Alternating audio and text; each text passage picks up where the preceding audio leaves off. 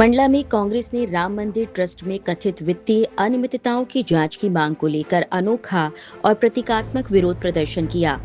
कांग्रेस नेता और कार्यकर्ता शहर के श्री हनुमान मंदिर पहुंचे, जहां पूजा अर्चना के बाद उन्होंने बजरंगबली के चरणों में प्रार्थना पत्र अर्पित किया। जिला कांग्रेस अध्यक्ष अशोक मरसकोले के नेतृत्व में सौंपे गए इस प्रार्थना पत्र में श्री राम जन्मभूमि तीर्थ क्षेत्र ट्रस्ट में कथित वित्तीय अनियमितताओं की स्वतंत्र और निष्पक्ष जांच कराने की मांग की गई। कांग्रेस नेताओं का कहना है कि श्री राम मंदिर करोड़ों लोगों की आस्था का केंद्र है और यदि दान राशि के उपयोग को लेकर कोई संदेह है तो उसकी पारदर्शी जाँच होनी जरूरी है। विरोध नहीं है, पूरा देश देख रहा है, पूरा हिंदू समाज देख रहा है, पूरी दुनिया देख रही है कि भगवान राम का सहारा लेके ये भारतीय जनता पार्टी की सरकार आई। हिंदू धर्म हिंदुत्व की बात करते हुए ये आई, लेकिन हिंदू धर्म के सबसे बड़े आराध्य भगवान श्री राम और अयोध्या में जिस प्रकार से मंदिर में जो लूट हुई है, उस लूट में भारतीय जनता पार्टी के जो नेताओं का, विश्व हिंदू परिषद के नेता, और सबसे बड़ी बात इन्होंने जो ट्रस्ट बनाई और ट्रस्ट में इनकी सरकार, इनके समर्थकों का शामिल होना, उनके माध्यम से जो लूट और डकैती हुई है, उन पर भारतीय जनता पार्टी की मौन, मोदी की चुप्पी ये संदेह पैदा करती है। और ये संदेह जो है पूरे धर्म का अपमान कर रही है, भगवान राम के अपमान कर रही है। आज इसीलिए हम भगवान बजरंगबली के सामने एक प्रार्थना कर रहे आए हैं कि भगवान राम का अपमान हुआ है, बजरंगबली का अपमान हुआ है, तो उनको ईश्वरीय दंड प्रतीक में इनको दंड मिले, यही प्रार्थना करने के लिए आए हैं। मेरा स्पष्ट कहना है कि आप जब भगवान राम के नाम की राजनीति करते हो, अयोध्या में राम जन्मभूमि के मंदिर के भूमि पूजन का पूरा श्रेय लेते हैं मोदी जी और भारतीय जनता पार्टी, मंदिर निर्माण का पूरा श्रेय लेते हैं मोदी जी, और ये ट्रस्ट बनाते हैं, उनके लोगों को शामिल करते हैं, पूरा धर्म का रक्षक होने का दावा करते हैं। पर उनके लोगों के द्वारा अगर राम मंदिर में अगर लूट हुई है, डकैती हुई है, उस पर मोदी जी चुप क्यों हैं? उनके मन में कोई बात क्यों नहीं उछल रही है? उनके मन में चुप्पी क्यों है? ये एक संदेह पैदा करती है।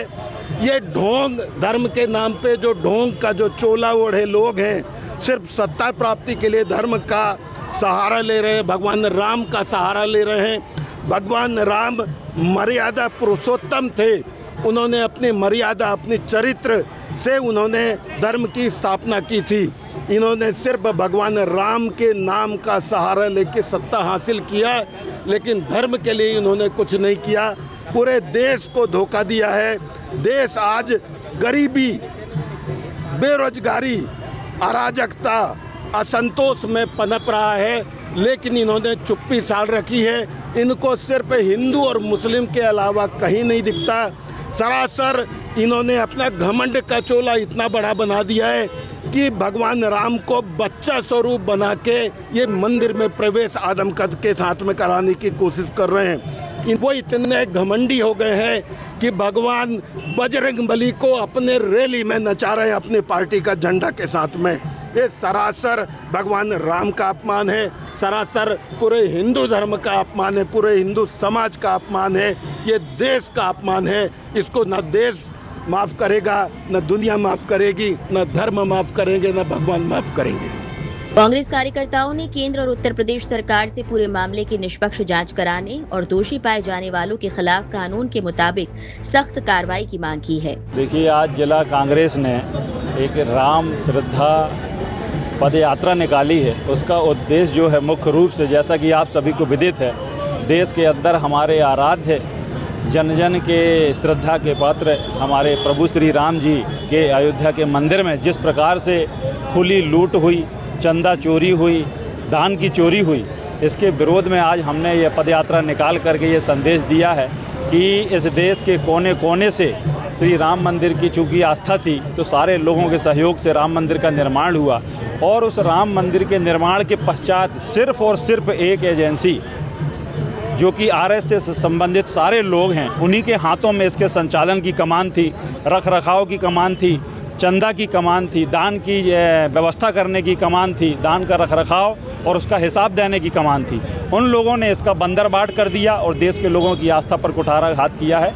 इस पर निष्पक्ष जांच की हम मांग करते हैं, क्योंकि जिन लोगों पर मामले पंजीबद्ध करके और जांच की जा रही है, निश्चित रूप से वो बहुत छोटे लोग हैं और बहुत छोटे स्तर पे उनके ऊपर जो है कार्रवाई करके इस पूरे मामले को इस देश की सरकार और आरएसएस को लोग निपटाना चाहते हैं। हमारा सीधा आरोप है इसमें जो बड़े लोग शामिल हैं और इस धन का जो बंदरबाट हुआ और इस राम मंदिर में जो आवाकुई दान मिला, उस धन से हमारा ये आरोप है कि इन्होंने अपने अपने बड़े बड़े कार्यालय बनाए और देश के पूरे देश के अंदर में इन्होंने अपने कार्यालय बनाए, चाहे वो भाजपा का हो चाहे आरएसएस का हो।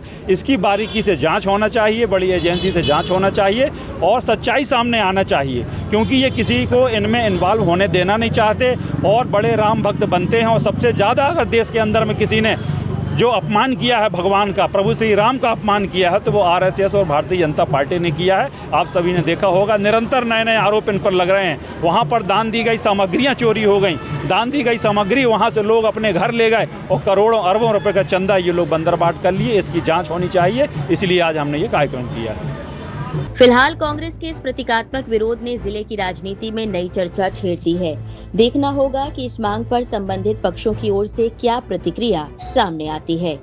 मंडला से पंजाब केसरी के लिए अरविंद सोनी की रिपोर्ट। हमसे जुड़े रहने के लिए हमारे YouTube चैनल को सब्सक्राइब करें और नई वीडियो की नोटिफिकेशन के लिए बेल आइकॉन को दबाएं। अगर आप ये वीडियो Facebook पर देख रहे हैं तो लाइक जरूर करें और ज्यादा से ज्यादा शेयर करें। धन्यवाद।